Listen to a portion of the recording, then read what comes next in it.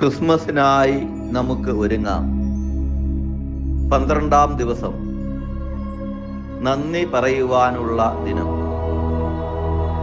വിശുദ്ധ ലൂക്കായുടെ സുവിശേഷം 1-ാം അധ്യായം 49-ാം തിരുവചനം. ശക്തനായവൻ എനിക്ക് വലിയ കാര്യങ്ങൾ ചെയ്തിരിക്കുന്നു, അവിടുത്തെ നാമം പരിശുദ്ധമാണ്. നമുക്ക് ലഭിച്ച നന്മകൾ എണ്ണി നോക്കുമ്പോൾ ജീവിതം കൂടുതൽ മനോഹരമാകുന്നു. ക്രിസ്മസ് നമ്മെ പഠിപ്പിക്കുന്നത് നന്ദി പറയുവാനുള്ള ഒരു മനസ്സാണ്.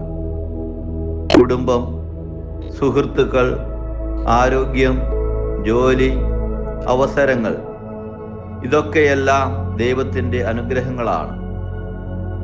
ഇന്നത്തെ ദിനം ഒരു നന്ദി പറയുവാനുള്ള ദിനമാകട്ടെ. നന്ദി പറയുന്ന ഹൃദയത്തിൽ സന്തോഷം സ്ഥിരവാസം ചെയ്യും. ദൈവം നമ്മുടെ കൂടെ ആയിരിക്കുകയും ചെയ്യും.